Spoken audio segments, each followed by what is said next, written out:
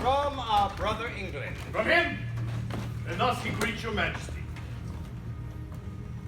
He wills you in the name of God Almighty that you divest yourself and lay apart the borrowed glories that by gift of heaven, by law of nature and of nations, belong to him and to his heirs, namely the crown of France.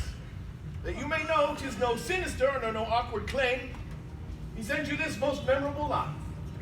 And when you find him evenly derived from his most famed of famous ancestors, Edward III, he then bids you resign your crown and kingdom, indirectly held from him, the native and true challenger. Or else what follows? Bloody constraint. For if you hide the crown even in your hearts, there will you rake for it. Therefore in fierce tempest is he coming, in thunder and an earthquake like a Jove, that if requiring fail, he will compel. And bids you, in the bowels of the Lord, deliver up the crown. Take mercy on the poor souls for whom this hungry war opens his vasty jaws, and on your head, turning the widow's tears, the orphan's cries, the dead men's blood, the pining maiden's groans for husbands, fathers, and betrothed lovers that shall be swallowed in this controversy. This is his claim, his threatening, and my message. Unless the Dauphin be in presence here, to whom expressly I bring greeting too. For the Dauphin, I stand here for him. What to him from England? Scorn and defiance. Slight regard, contempt, and anything that may not misbecome the mighty sender doth he prize you at. Thus says my king.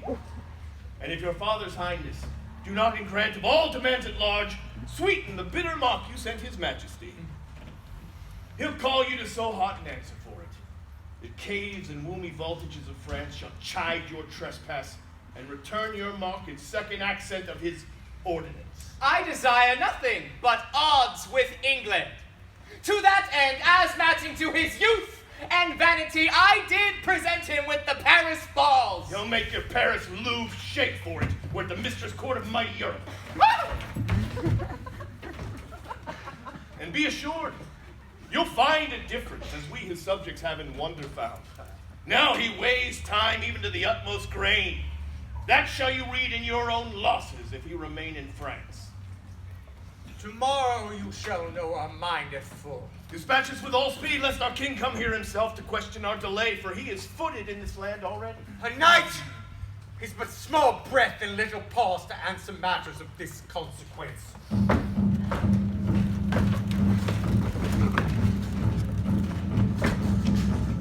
Thus, with imagined wing, our swift scene flies in swift celerity, in motion of no less than thought.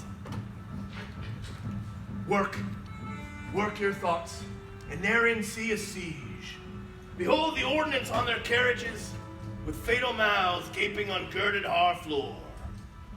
Suppose the ambassador for the French comes back, tells Harry that the king doth offer him Catherine his daughter, and with her to dowry some petty and unprofitable dukedoms. The offer likes not.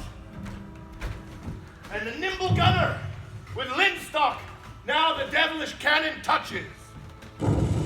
And down goes all before them. Still be kind and eke out our performance with your mind.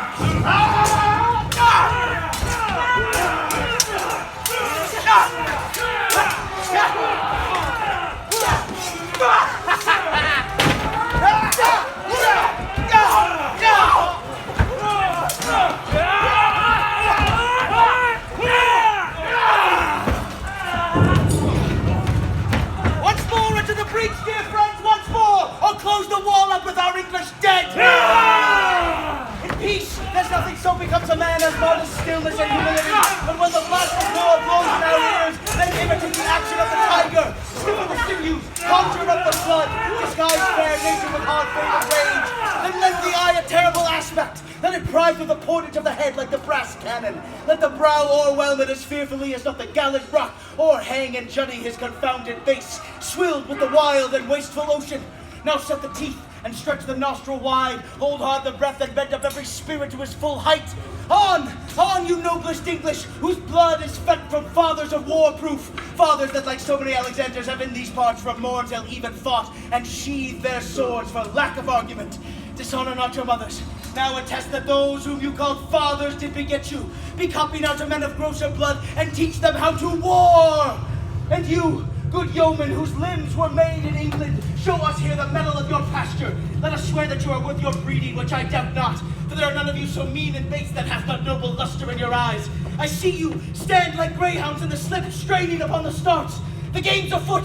Follow your spirit, and upon this charge cry God for Harry, England, and St. John!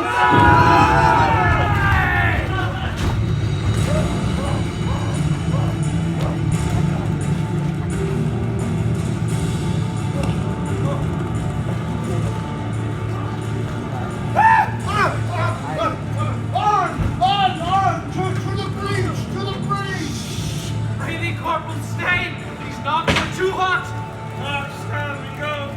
Our vessels drop and die. They sword and shield and bloody field, not waiting more of faith. When I were a nail house in London, I would give all my fame for a pot of